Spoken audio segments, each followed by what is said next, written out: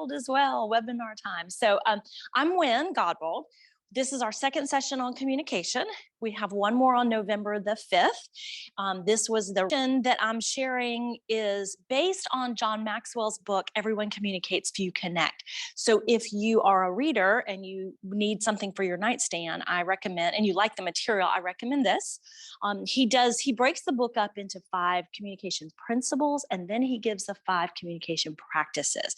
We've kind of woven it all together into one space. But we do that because if you don't understand the principle, the why behind the thing, the quick tip or tool doesn't go anywhere. Like you use it for a week or two and then it just falls out of your awareness because so many things are fighting to be in your awareness, right? How do you get communicated with? Just like, how all do you receive messages? You guys, like, how do you get information? What kind of information? It's everywhere, right? In any kind. So you're bombarded, right? You have text. TikTok. Yeah. Ooh, love me some TikTok. Yeah, like it's everywhere. You came in and I've got a written sheet of paper in front of you. Everything is communicating with you. You are communicating at all times as well. So it's not just the written or the verbal, but also the body language that goes with it. And so it's a fight for territory. And I'm not usually one who likes to talk about fighting, and I'm not a very aggressive person in that way or combative person. But when it comes to how things get into our mindsets, it's like a fight anymore because it just comes from everywhere. So what we want to do is we look at the principles, because once you understand the principle a little bit better, it can become more a part of who you are, as opposed to I'm just going to try this for a week or two and see what happens. Making sense? Okay, so I do want us to review just a little bit from what we did the last time. We won't take but a second to do that, but it's important. Do you guys remember talking about Brene Brown the last time we were together? Yes. Why are you laughing, Jason? You don't recall. Okay, well, welcome back. No, this is why we do a review. No, it was a daggone hurricane. So does anybody recall? Okay, so who, or do you know, just because you know Brene Brown, do you know her? Isn't she awesome? Yeah. Yeah, she's a researcher out of Texas. Do you guys remember anything about like what she says? Based on her research, all people want the same 3 things across genders, age, religions, you name it, locations, geography, socioeconomic statuses. They all want the same 3 things. Yes, seen, heard, and know they matter. Absolutely. So this is one of those principles that if you can latch on to this and use it in all of your communication, this is going to make you way more effective, whether it's through your writing, your texting, your talking, your in-person communication. If you begin to embody the principles that everyone you're communicating with, they want to be seen. And they need to be heard, and they need to know they matter. People need this before they can listen to what you have to say. And as I work in organizations and I'm, I just observe people sometimes, and we'll be communicating, say in a group training, and one person is just saying what they need, and then the other person is totally not hearing it, and they're just saying what they need. And it's like this, right? So we want to be sure that we're hearing others and that you've been heard, because then that will open the door for you. One of the other things about communicating is you sitting in this room, you being on this Zoom, you've sort of stepped up, right? You've stepped into this leadership position. Whether you have an official title or not, you are a leader. We define leadership as influence, nothing more, nothing less. It's just influence. Are there people in your lives that you influence? Yeah. Have you ever told somebody to go try a restaurant and they go try it? You exerted influence over them, right? So we're all influencing others. That's all leadership is. But when you step into that position of recognizing your leadership, now you have responsibility, and the responsibility is to go first.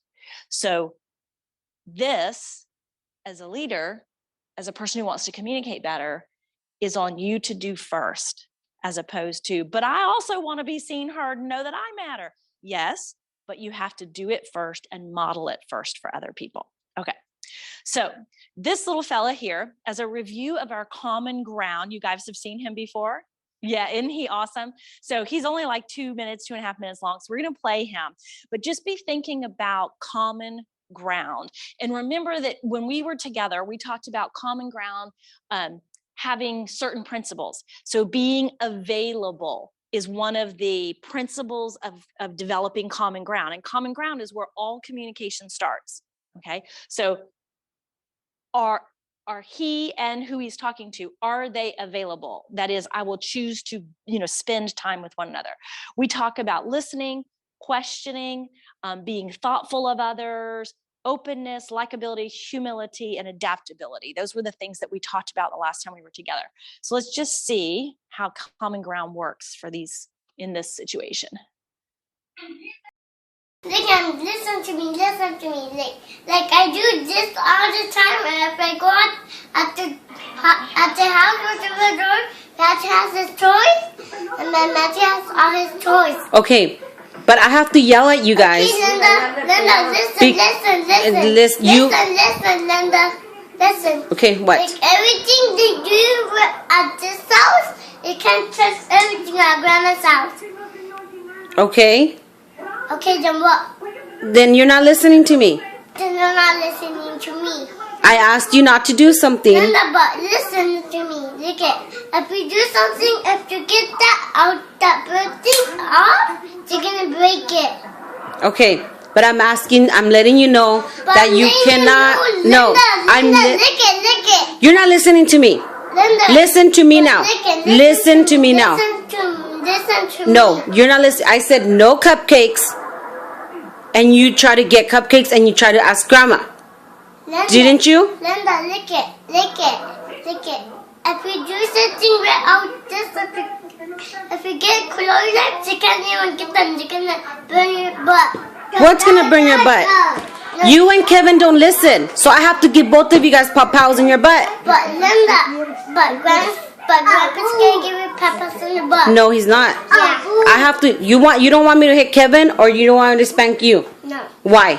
Because anybody wants to spank me. Then I have to spank Kevin.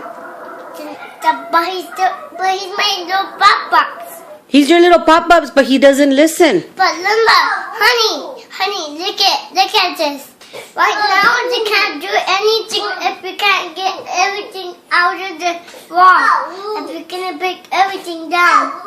I'm not breaking anything down. I'm just letting you know you cannot have cupcakes for dinner. Linda, like this thing, I never belong to you.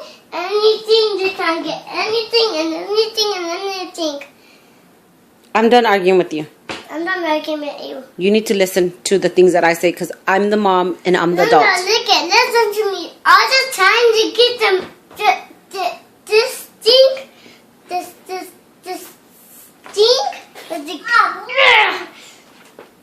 I'm done arguing with you. Linda, I'm done arguing with you. Okay. What's going on in our communication here?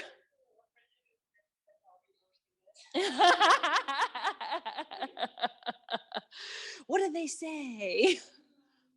Bossed into compliance. I like the way that you said that. Nobody's listening here, right? Listen to me. Is anybody listening? No, not at all. There's no seen, heard, know you matter kind of thing. You're going back and forth. What about his actions and his body language? What do you notice about those? Like all the time, right? You can see him just listen to me, and he's got the hands and the facial expressions and all those things going. People do what they see. They don't do what you tell them to do, right? So they're going to be modeling what you do.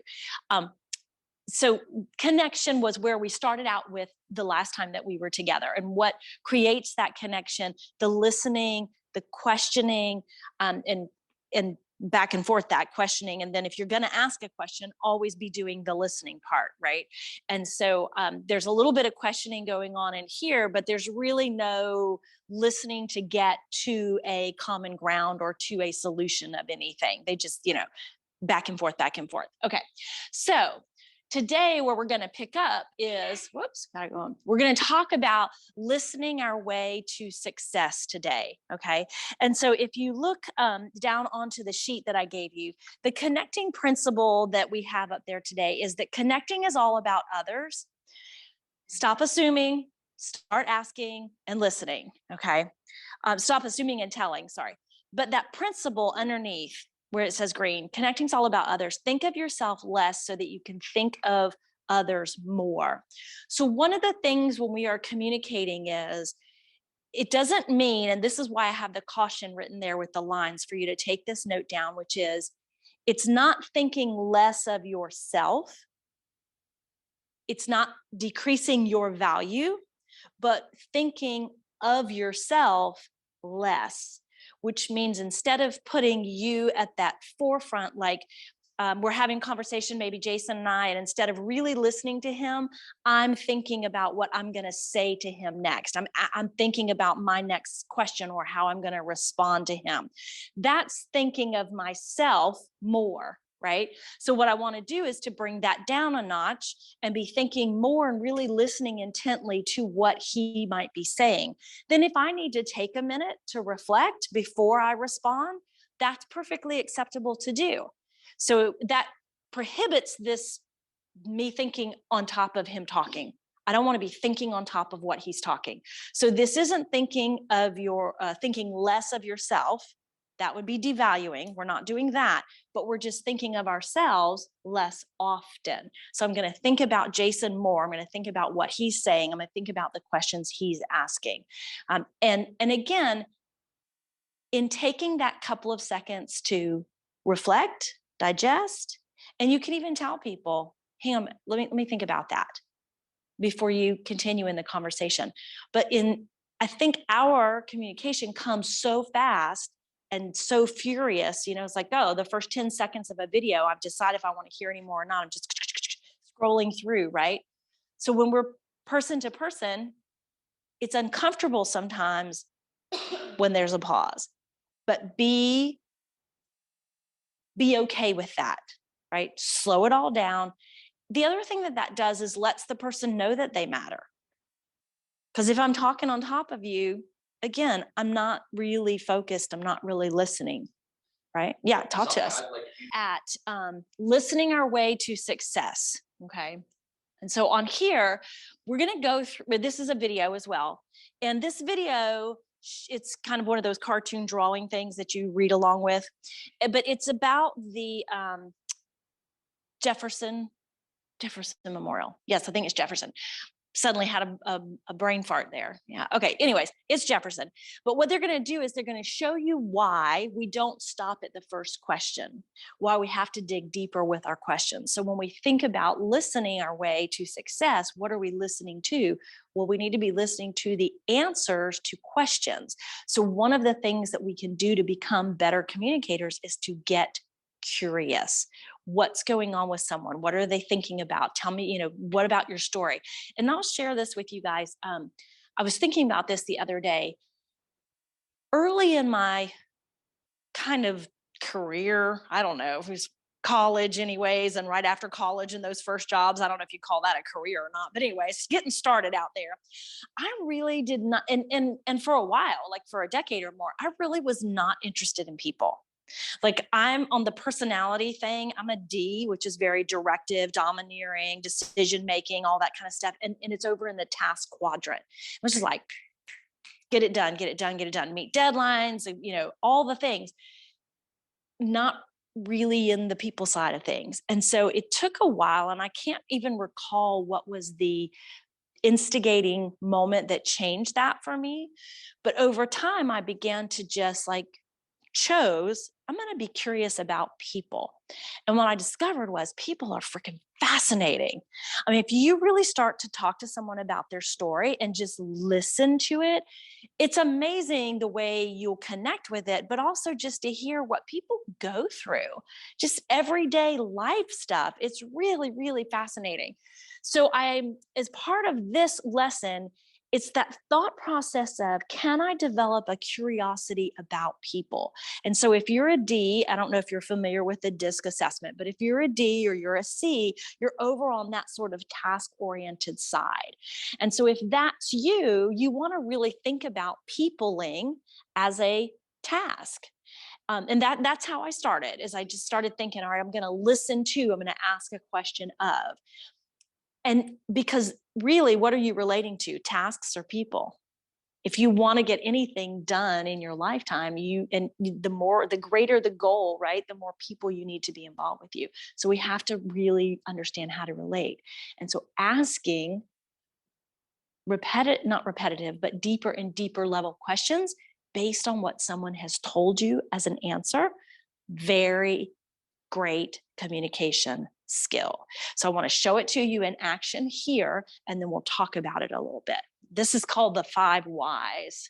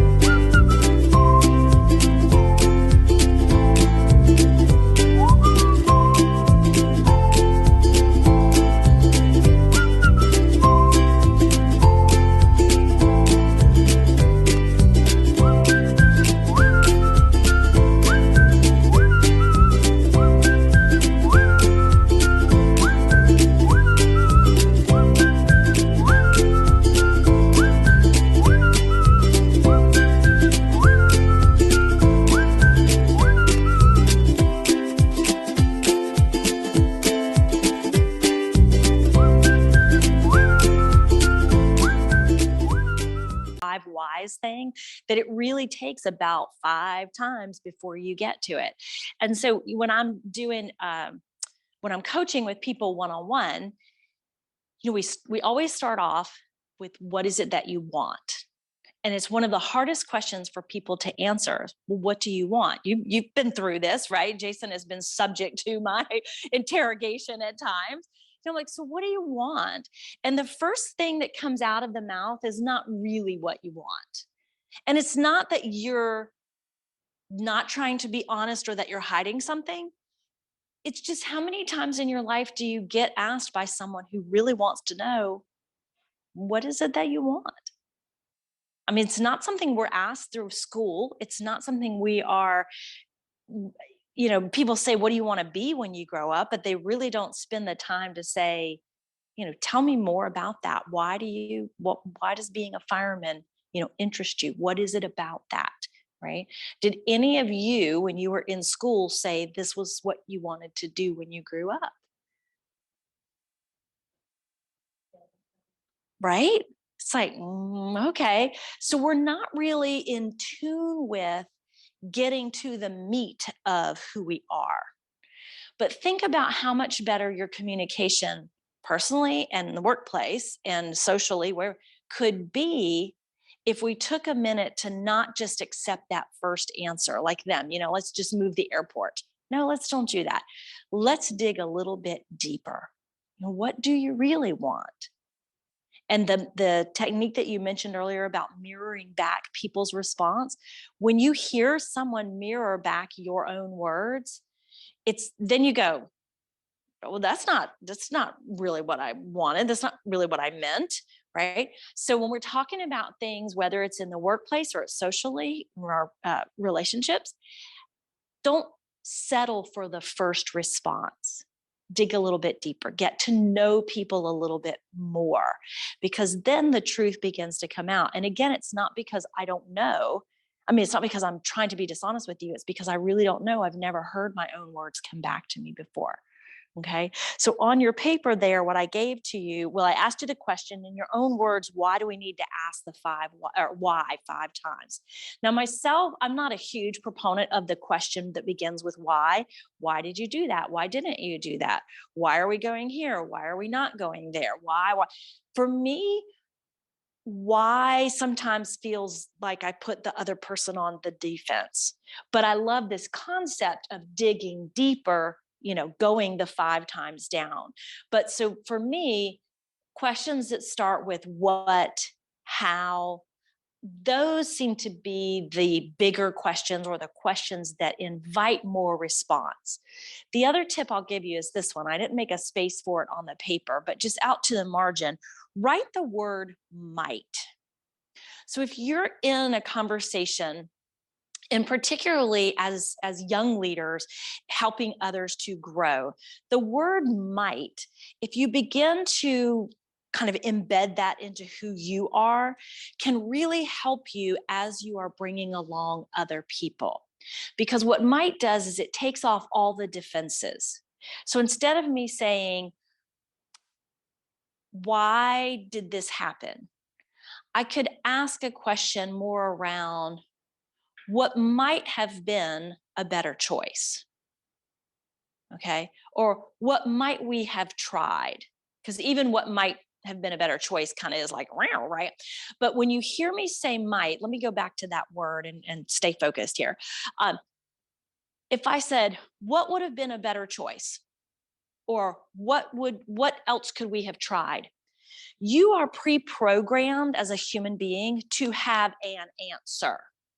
You are pre-programmed to have an answer. If we meet casually in the hallway and I say, how are you? You're going to say, fine, great, good, or whatever. You're going to give me some fake answer. It's because we have a pre-programming to answer.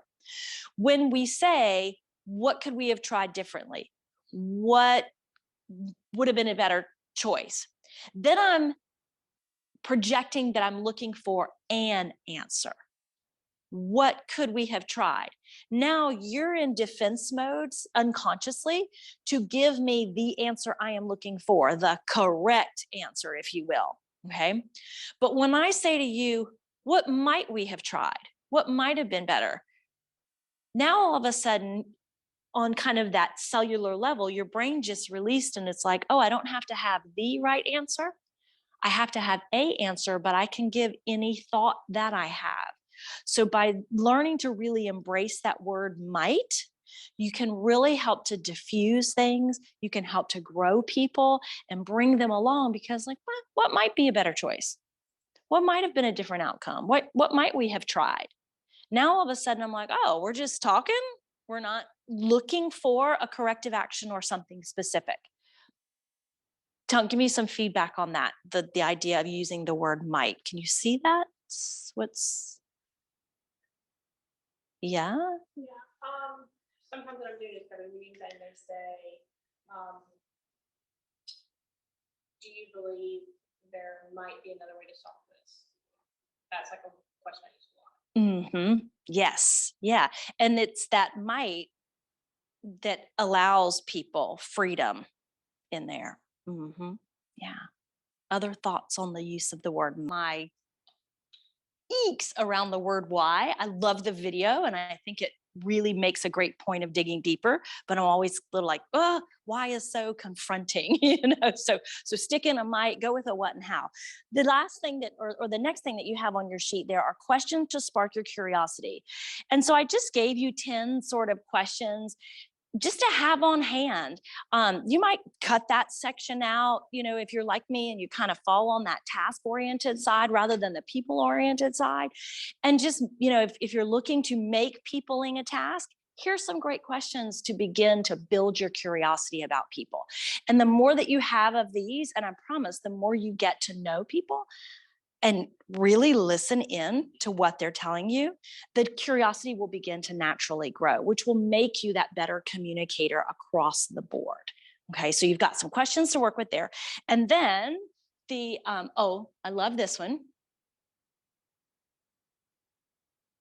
Yes. Right? When we talk, is what I already know, but if I listen, I might learn something from you, so that's good. And then here's the thing. Oh, can we take a minute to do this? It's a 1 minute. Yeah, we'll do it. Okay. I'm going to say 12 words. Then I'm going to give you 1 minute to write them. And then we're going to share how we did. So you cannot write while I'm giving you the words. I'm getting my timer over here. Okay. For sure. All right. So listening carefully, we'll see how you do. Here we go. Ready? These are your 12 words. Bed, rest, awake, tired, dream, wake, eat, night, comfort, sound, slumber, snore, right.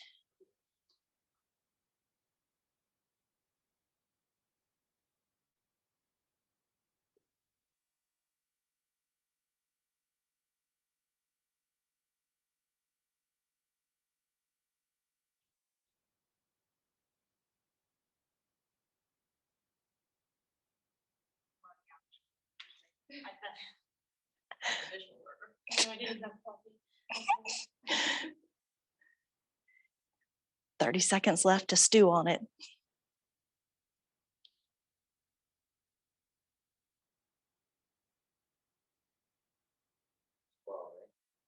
Yes.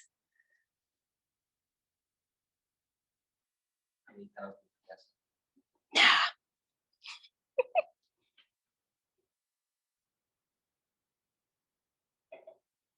5 left.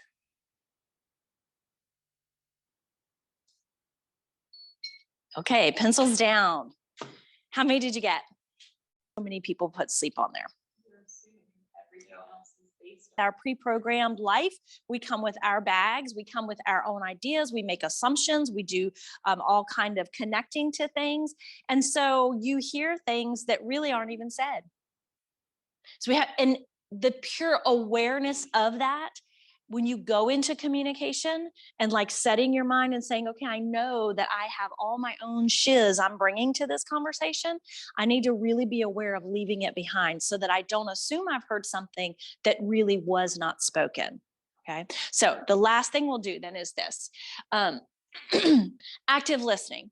How do we get into the conversation and make sure that we're not bringing all of our stuff, hearing things that aren't there? And how do we really take advantage of what we learned in class 1, which is common ground is where all great communication starts from. Seeing, hearing, and valuing others. Here's a great way to do it. It takes your eyes. This is the last 3 on the bottom of your page. It requires your ears. And it requires your heart. Here's the thing with active listening. Because people say, well, I can be doing this. And yeah, I hear you, right? But your eyes are on your computer. Or I know I'm guilty of this too, where it's like, yeah, honey, what? Okay, sure, we can have that for dinner. And I don't even look up, right? Actually, it works the other way in my house. But anyway, I'm always like, look at me. And he says, oh, I can tell you what you just said. It doesn't matter that he can tell me what I just said. I just don't feel heard because he never looked up to see me. So when someone comes to have conversation, or when you go to have conversation with someone else, it's the eyes. It's the eyes. These are the 3 easiest things to do, but we don't do them when we're not aware. But as leaders, we go first. We want to communicate better. We want to do all we can do. So I'm going to look at who I'm speaking to. I'm going to open my ears, leave my bags behind, listen to the words they actually say, not the ones I think they might have said. Okay. And then that involves coming in with the heart. And that's the curiosity part. Am I really interested to know what you have to say? Do I really want to know how this is affecting you at work? And that's kind of the personal check-in, right? Do I really even care to know what my colleagues have to say?